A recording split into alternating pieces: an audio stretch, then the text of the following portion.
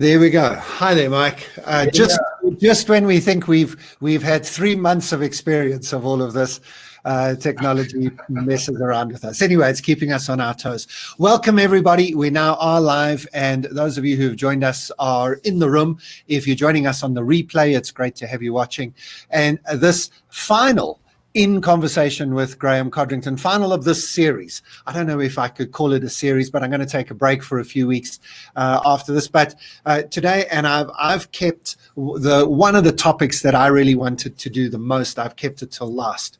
So, Mike, I'm not going to pretend that you're the best for last, because I've told everybody else in every other webinar I've done that they're the best. So, I'd be lying if I said that. But honestly, this topic is one that I'm really passionate about. And the topic is storytelling.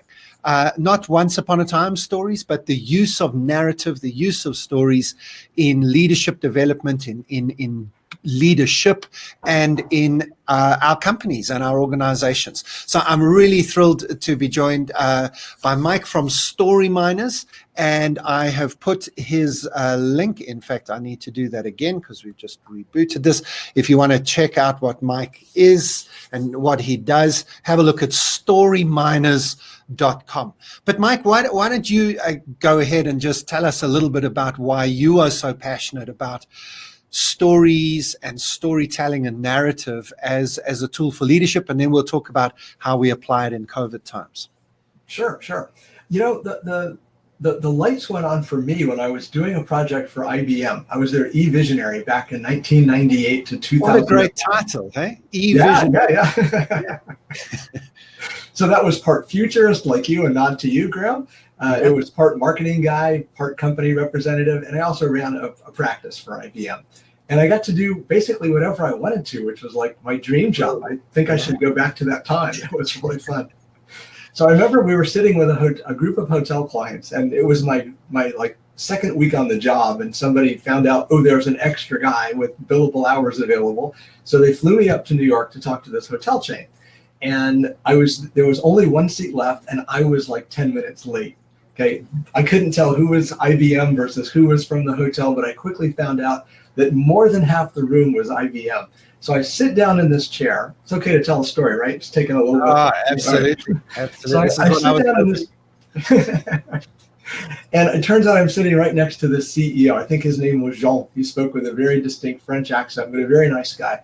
So IBM brings out these 2 thick books. Each one, I swear, was this thick.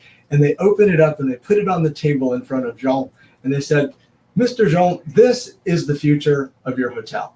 And they started flipping through pages, and it was schematics and diagrams and blah, blah, blah. And he just stood there and sat there, and he was like kind of like this. And I was looking at him. I was right next to him. I could feel what he was feeling. And then I said something that was kind of bold, but it was probably one of the best moments of my IBM career. I said, "You don't want to buy this, do you?" And he goes, "You don't understand this, do you?" And the room was like super quiet because all the IBM guys had their commissions and their future pools and kids' private education's on the line. "Why don't you want this?" He goes, I don't understand this, and neither will my people. Yeah. So I just blurted this out, and I had no idea how to do it. I said, "Why don't we turn it into a story? Why don't we do a video of what it's going to be like in the future?" Now, I happen to sit on top of what IBM called the Arts Cafe. So my cubicle was 1 floor above this amazing digital studio. So I kind of knew we could get something done. And I had just come from a digital agency. So he said, that would be pretty cool. 2 weeks later, and for $25K, which is a lot less than the $1 million or $2 million that the study thing was, they had a beautiful video that portrayed the life of a fierce working woman executive traveler zipping into the hotel, and she couldn't get into line. She didn't want to wait in line. So she walked over to the kiosk and she did self-check-in. And the little animated guy on the screen said, "Oh, you forgot to make a reservation, but I know your preferences. I can make one for you." Click, click, click. And she was out of there. So we demonstrated what it was like by putting the customer in the role of hero in the story, and it clicked. And they got PR from it, and they opened earlier, and they saved $1 million of their CapEx budget, which was enough to pay IBM. So it all worked out really well. So that's when I fell in love with the story. Brilliant. And Mike, I think, that story obviously makes sense. And I think that's probably now a way more familiar feature of marketing and customer engagement than it maybe was way back when. Mm-hmm. But you've taken it even further, right? For you, it's not just a marketing exercise about how to come up with a better way to sell something. It's also about how to sell it internally, how to build strategy, how to engage with your team and your employees. Absolutely. That is my favorite use of story. It says strategy. And that's maybe even more important, isn't it? And maybe that comes to the COVID thing. For those of you who have been with me the whole series of these In Conversations, you'll know that my focus has been trying to find people that will help you once you're over the COVID crisis. So whatever COVID did to you and your company, to you and your industry, once you're over that, and not that you've dealt with it, but you've dealt with the emotion of the fact that the world as you knew it is gone. There's an opportunity available to you. There's a mindset about what the future might look like. And as you know, through the series, we've had a look at all sorts of different things. And this one for me, and I'm not just saying this to you, Mike. This one for me was the one I'm really grateful we had right at the end, because for me it pulls everything together. Once you've got a good strategy in your head, once you've got all the numbers crunched, once you know what needs to be done, if you don't package it in a narrative format, only a small fraction of your staff will actually go with you on it. I genuinely believe only about 10% of people who look at numbers and reports on paper actually capture the essence of those numbers. 90% of people are left behind if it's a printed out report. They need another approach. And that's where story comes in, isn't it? That's exactly true. And it comes in a little bit earlier, too. So first, let me support what you're saying. I so agree with you. And it's been my experience that about 10% of the people who know the numbers can actually say what that means to somebody else in non-numeric terms. We're so used to throwing over 10% more of this, 20% less of that. And because we have it in our head and we did it in the boardroom, we expect people on the front lines to know what to do. They don't know what to do. But they do know a lot about the company. They do know how to get things done. They're smart, they're capable, they're on the front lines, they're sensing all the things the executives are, but in a different language. They don't have purview to the statistics and the big numbers, but they're smart. So what we do is we encourage executives to start using story earlier so that they can bring, concentric rings of people into the idea, find out how they react to the story, then adjust it. Okay, so Mike, this is interesting. So I've only thought of story as being the thing that you do after you've come up with the plan, and it's a way of getting the plan out to people. You saying that you can even use story as a way of coming up with the plan, as a way of interrogating what's happening in the business. Give me an example or explain how you would do that. That's fascinating. Well, your people won't go where they don't want to go. Most people think that if they come up with the perfect strategy, that's exactly what will happen, and in countries where the trains run on time, that's the way it normally happens because everybody follows directions. It's very cool in Germany and other countries. I like that part. The challenge is that the only strategy that matters is the one that will be adopted.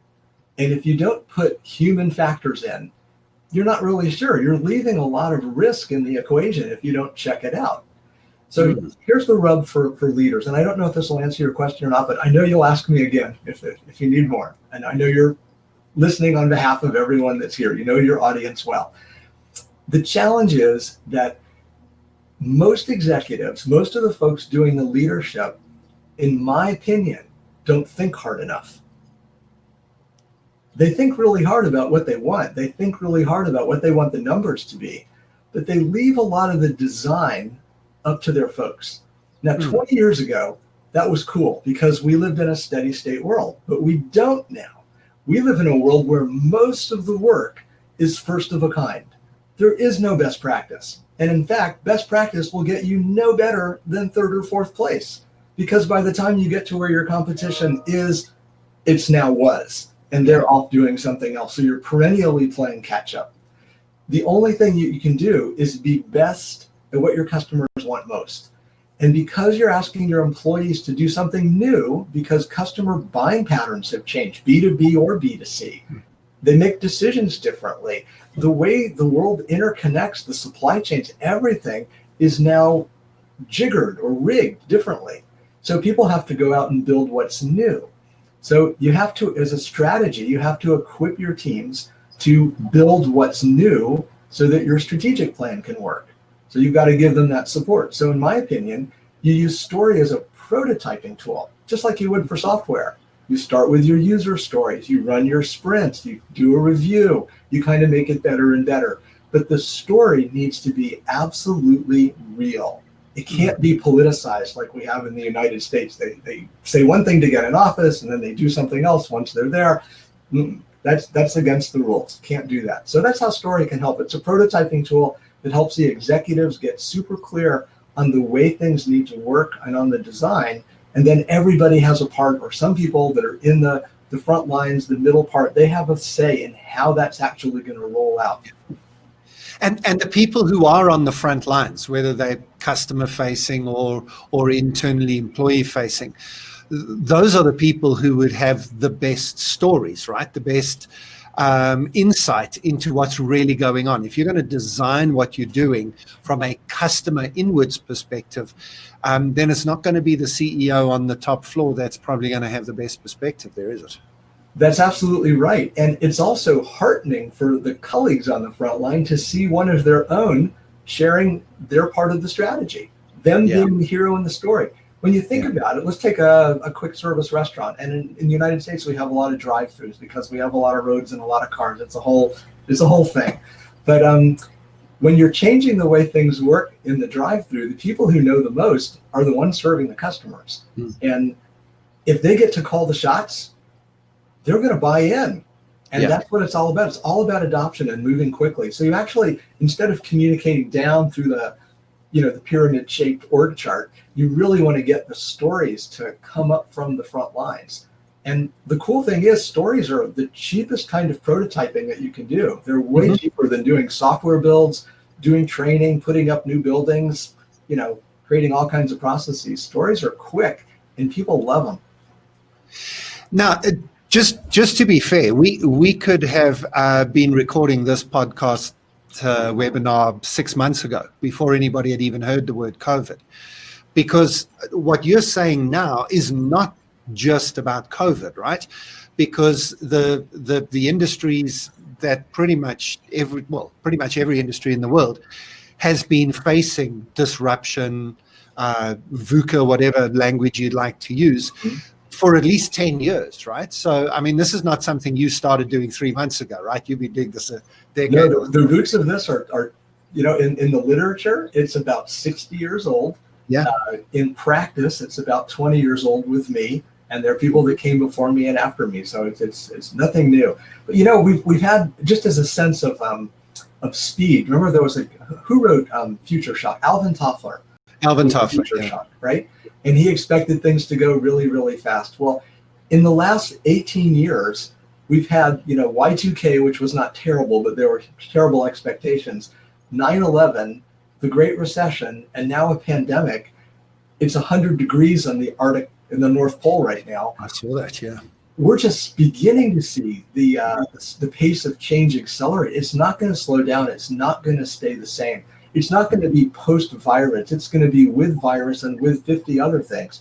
So we're being forced into a world where every business needs to be much more adaptive.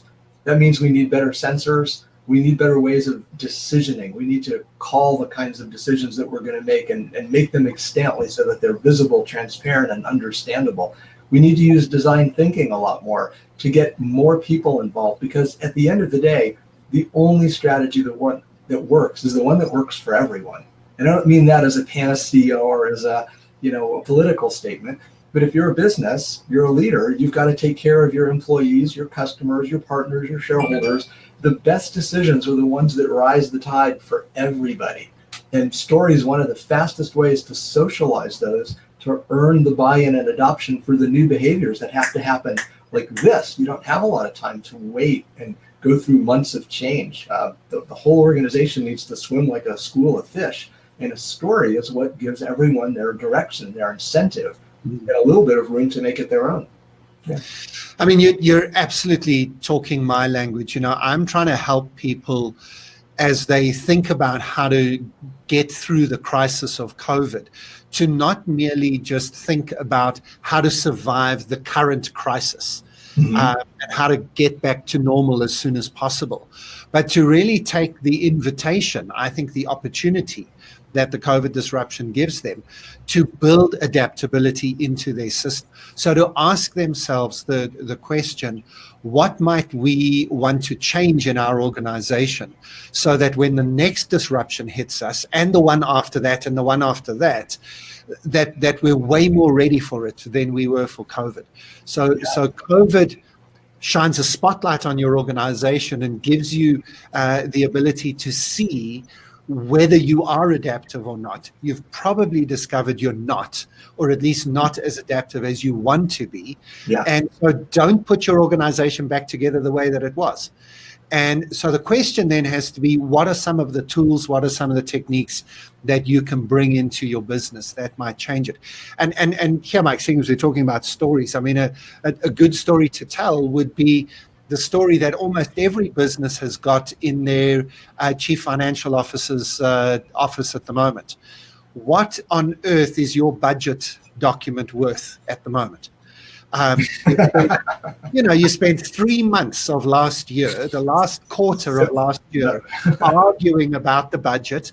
The larger your organization, the more political that budget setting process is, and the more time it took up. It went through multiple iterations. You eventually approved it in late November last year.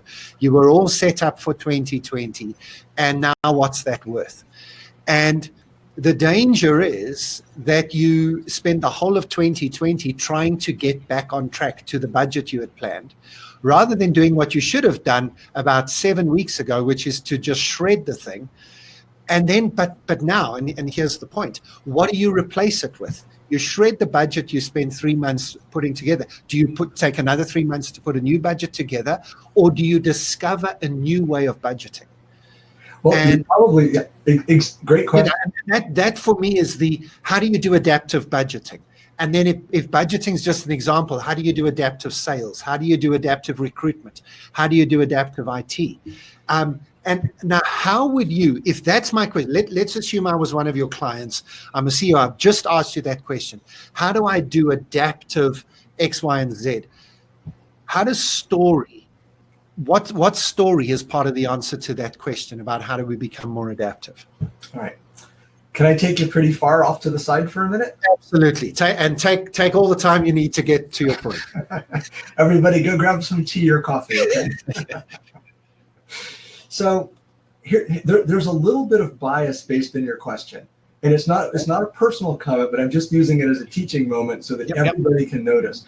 We always want to replace things that don't work with something else that does, which means the hole that we're fitting it back into is exactly the same size hole. Same hole. The hole doesn't exist anymore. It's different. Nice. Hold that thought in your head. I'm going to give you another one, and then I'm going to give you an answer to your question. Okay. The second thought is, you've probably heard something along these lines before. I'm sure many famous people have said something like, you don't get real organizational change until you wreak positive personal change on yourself. The organization changes at the speed its leaders can change. Okay?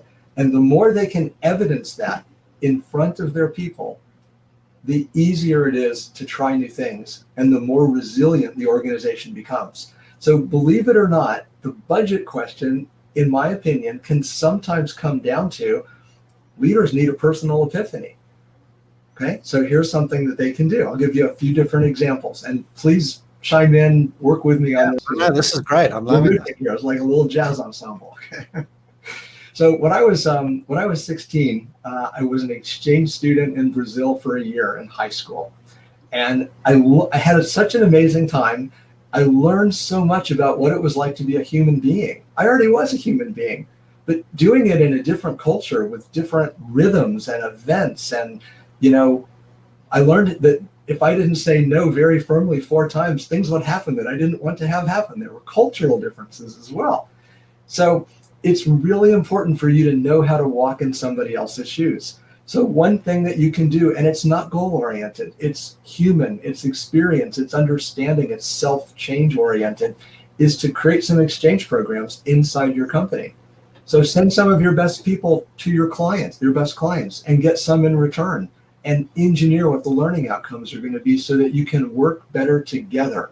In times of change, it's better to know your partner's capabilities because you can build new kinds of value if you know that. We're so used to companies running in little silos. Forget about that. The same technique can work between the top and the bottom of your organization. There's a television show that's been popularized around the world called Undercover Boss. And there's a little too much drama, in it, but the point of finding out what's going on the front lines is really key. And I think it's important for the people on the front lines to know what goes on in the back office so that you can create a kind of grapevine of informal communications about what's really happening. And that's really scary to do. Okay, those are a couple of things you can do. A couple of other things that you can do are to set up I'll call it a digital twin. If you've got a business that's making something or doing some kind of a service, you want to create a room to start and a little bit more after that kind of replicates that business digitally. How do I represent my budget? How do I represent group decision making? Things like that. Mm-hmm. On a quick side note for decision making, does your organization have a way to poll its people instantly? If you could know what people on the front lines would feel about changing the uniforms from red to blue, even if you didn't think that was important, they think that's important because that represents them. It's where their brand and your brand blend together, especially if you're an airline or a restaurant. So if you can find out from them what they're feeling, you can make a better decision. And guess what? They're going to feel really good because you asked. And that means the next thing you're going to ask, they might answer. Okay. And one last tool is prototyping. So everyone's heard of UX and UI, and you put cameras around people and you watch them do the software, and they're doing stuff with their mouse, and you can kind of learn to make the software better. You can do exactly the same thing with your software that you can with your business, that you can with your customer service, that you can with the way your telephone answers, that you can with the way you onboard new clients or offboard employees. So if you put those things in your digital twin, and we bring in actors to do this, but we get them to share how it feels. And we work on new versions, and we keep doing it over and over and over. And actors are tireless until they get really tired. Then they're a pain to work with. I'm just kidding. They're all wonderful. But they can give you a very accurate read on how the decisions you're making in the strategy room actually play out on the front lines, because there's been a disconnect for a long time. And we need to shorten that so that it can be faster and more accurate, and we can get better throughput. Again, in my opinion, the purpose of a business is first. It's not what Peter Drucker said about creating customers. It's not what Wall Street says about making money. In my opinion, and our design is embedded with the notion that first you have to create value for your customers. First you create value. The profit is something you take as a measurement, as a way of sustaining the business and rewarding the risk. But if you're not designed to create value, in my opinion, you're not riding the right horse in the race. Your focus is on creating more profit. You probably are doing things that are pissing off your customers and your employees and your partners. Yeah. There's a difference between making money, which I'm a big believer in, and designing to create value. So it's not that it's not a mutually exclusive choice, but in design, one of the core principles is do what's good for everyone. Again, lift that boat. So, all right, back to you. No, brilliant, Mike. I could listen to you all day. That was a brilliant answer to the question. And those of you, just by the way, we got a few more minutes with Mike. Those of you who are live with us, benefit of being live is you can ask questions. So go to that chat box and throw them in. If you are joining us in the replay, go to storyminers.com. and you'll be able to contact Mike and his team. And if you're interested in chatting further or finding out more about what they do and how they do it. Mike, I've got a story for you that flows on that I'm sure you'll enjoy and go and investigate and probably use somewhere. Have you heard of ConPlan 8888? I have not. Okay, so in 2011, the United States Military Command wanted to try and get their senior leaders, so these are the military chiefs of the combined command, STRATCOM, the strategic command of the US military, to think in more adaptive ways. And to exactly what you're saying here, to bob and weave with whatever the situation is. So they thought, let's do a little bit of a military game, as a lot of things. That this is exactly what you're talking about. Military guys often go through some of these games, but they thought, instead of giving the team a kind of fictional enemy or a hypothetical enemy to go through, let's give them something they've never experienced before. Let's put them up against a hypothetical enemy that makes no sense to them whatsoever. And they came up with the zombie apocalypse. And movies. No, well, exactly, but ConPlan 8888-11, to give it its full title, is a genuine, it was declassified a few years ago, is a genuine United States military document on how to deal with the zombie apocalypse. And as an American taxpayer, exactly, as an American taxpayer, you might be rolling your eyes and thinking, good grief, no wonder the military needs the budget they do if they waste money like that. But I won't roll my eyes until you tell me what they learned from it, because that's the objective of it. This is exactly the point. It wasn't a waste of time, because the whole point of the exercise was to put you in an adaptive challenge, to put you in a place you've never been before, dealing with an enemy you don't understand, and engaging with something that keeps changing, and where the rules of engagement don't exist anymore. And I honestly believe that any company that had a zombie apocalypse plan in their bottom drawer might be doing better in the COVID disruption than their competitors are.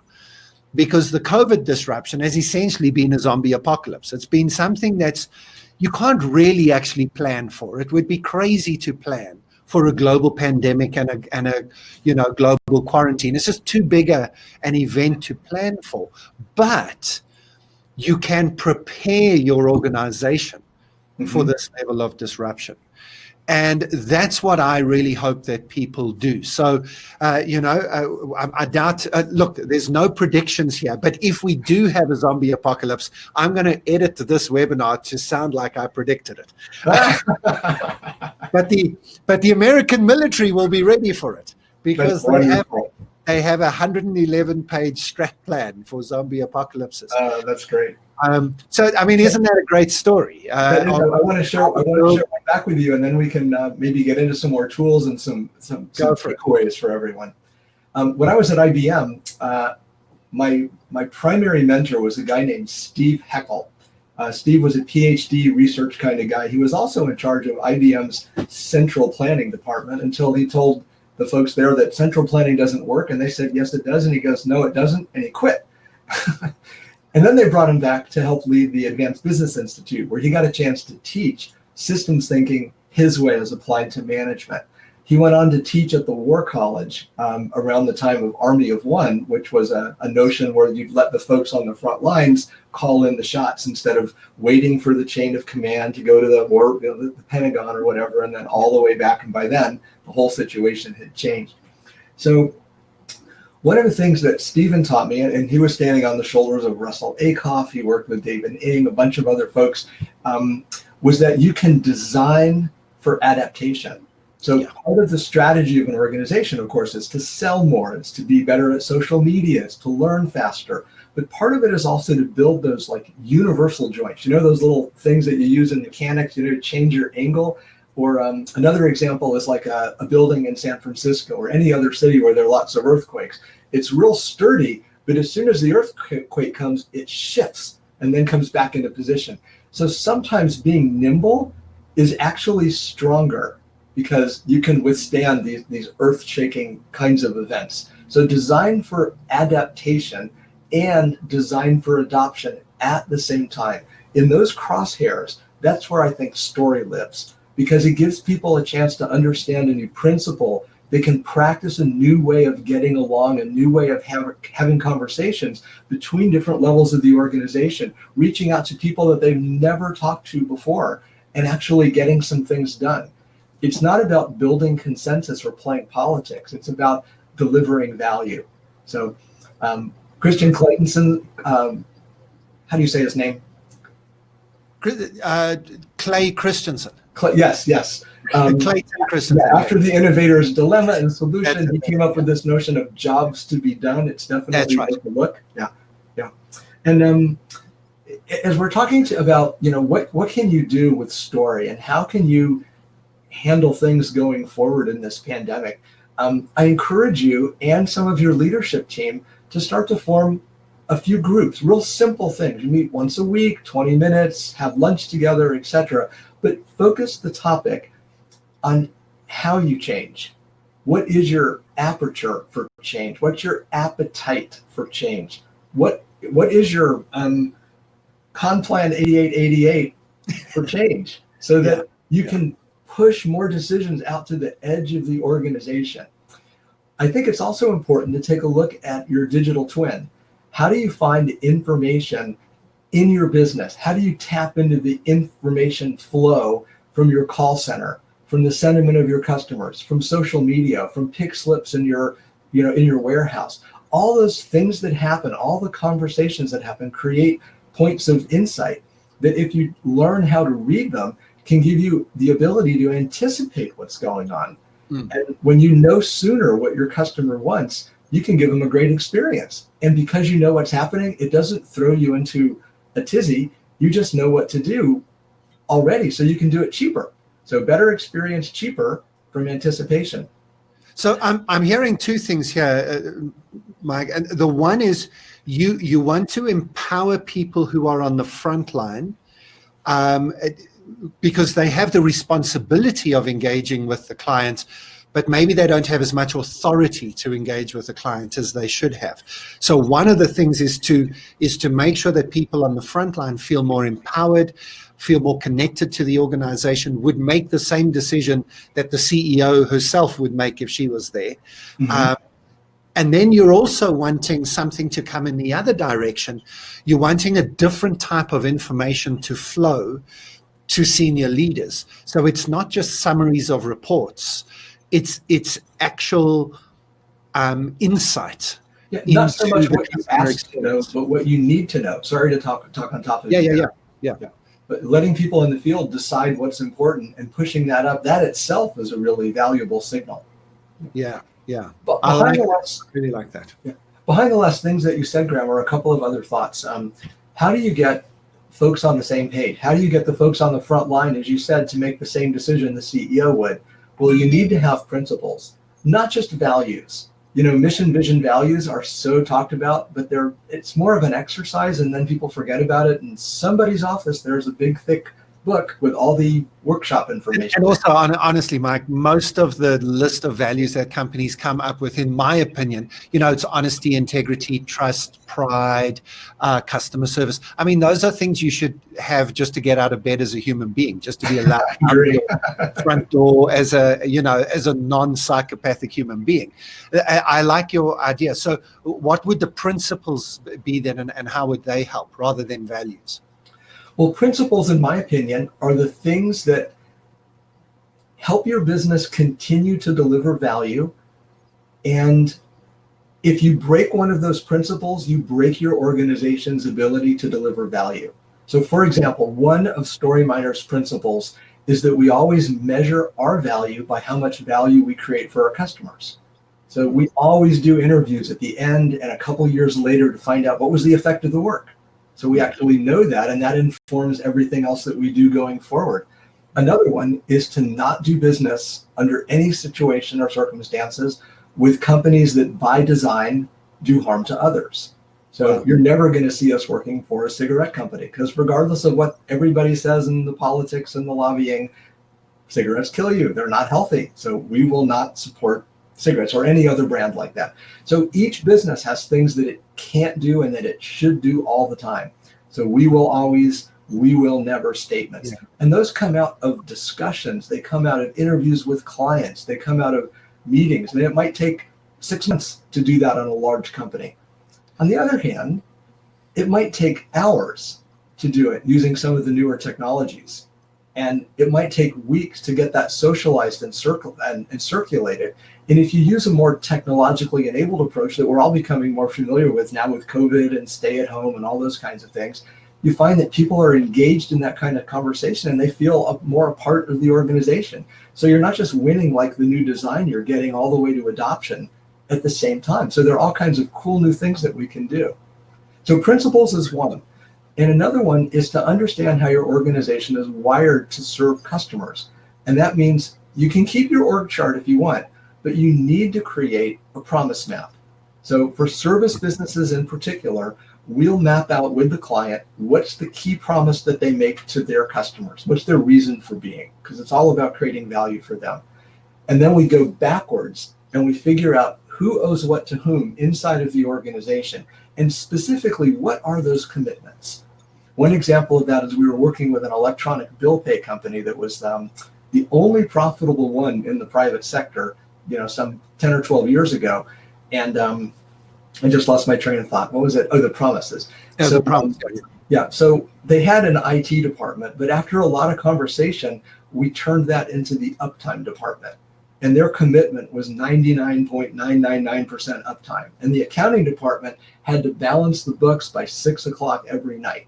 It's unconditional. If you don't do that, it hurts the way the business works. And there was a person's name assigned to each promise. Not that that person had to do the work, but they were accountable. They were the ones that you talked to. So they maintained the system that made that promise keepable. I know keepable is not a word, no offense to the linguophiles there. So those are some specific tools that you can do to get really clear on that. And it takes an executive who's willing to do some hard work and do some design thinking, in my opinion, to steel their organizations and their people for that kind of change. But the tools are out there, and they're there for the taking.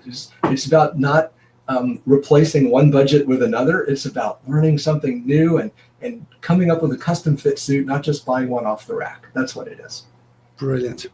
Mike, I knew this would be a great time well spent, and I was pretty sure we should have scheduled 2 hours for this because I think we could go forever. But what you've shown me here is that storytelling as a technique, using narrative in the system, is not, as I said in the intro, it's not about coming up with a once upon a time fairy tale about the future of your business. It's actually a shift in mindset. It's a mindset shift which says the way you've been running your business up to now, well, I mean, it's probably worked. You've survived. You have a business, and everything you've got is the perfect outcome of the system that's been engineered. But if you feel that maybe you could do more, or if you feel that maybe during the COVID crisis has shone that spotlight, and you've realized that there are some issues, then maybe it's not just about saying, I want to do all the things I've been doing, how do I do them better? It's about stepping back and saying, maybe there's other things to be done here. Maybe we've got to do this differently. Maybe we've got to look at the organization differently.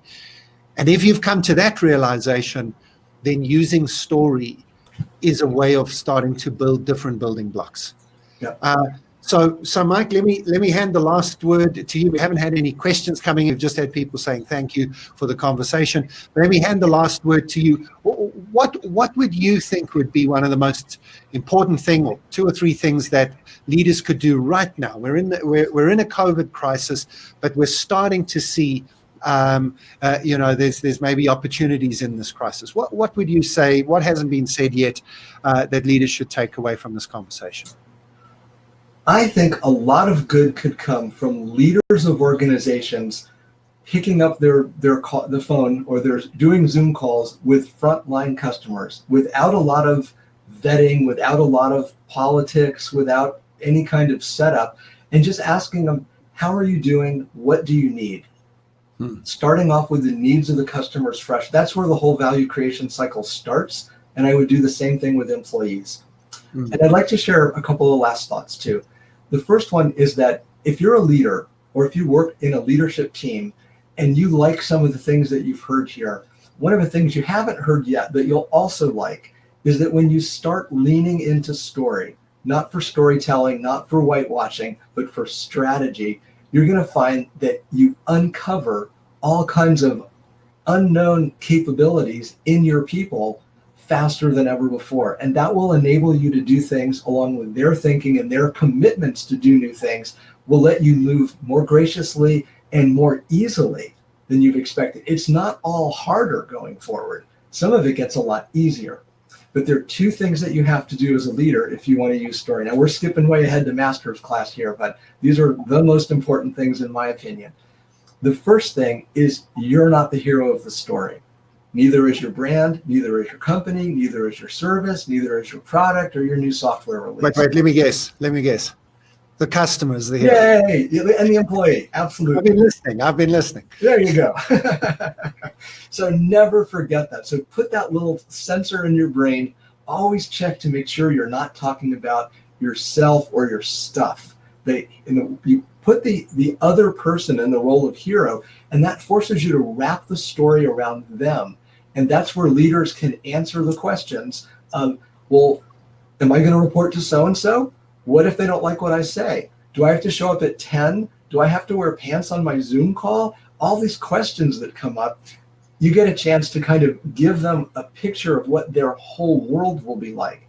And most strategies have several parts. So yes, that new tool that we're creating for you is going to work. And no, you don't have to be online in the video if you don't want to. And yes to this and no to that. But the more detail that comes out, the more they can imagine themselves in the future, and the more it becomes real. And if you do a good job at the storytelling, and this is the creative part of explaining, connecting emotionally with folks, they're going to want to help you make it real because it's their journey. They're going to feel like Harry Potter, young Tarzan, Luke Skywalker, Moana. They're going to be the one that gets to go on that journey, and they get to be transformed. So that thing that we started out with at the very, very beginning is that the hardest thing for a company that's going to change is for the leaders to change. Show that you're changing and make it easier for your people, customers, employees, partners to step into the role of a change agent and hero. Make it all about them. And the last thing is only go 90% of the way. If you tell them everything that's on your mind, if you give them every single little step, there's nothing for them to do. And you're stealing the hero experience from them. So never ever steal the discovery experience in a good story. Always set it up for the other person to enjoy, to make the connections, to get smarter, to feel better, and you'll be a better leader. And that's it. Brilliant. Mike, thank you so much for your time. Thank you for your insights. Once again, to contact Mike and his team, StoryMiners.com. You know now that it's worth it, so make sure that you do. Mike, once again, thanks. Make sure you and your family keep yourselves safe during COVID. And one day, hopefully, you and I will meet face to face for a drink and a lot of stories. And some ice cream. I love it. Thank you. Thanks so much, Mike. Go well. All right. Cheers.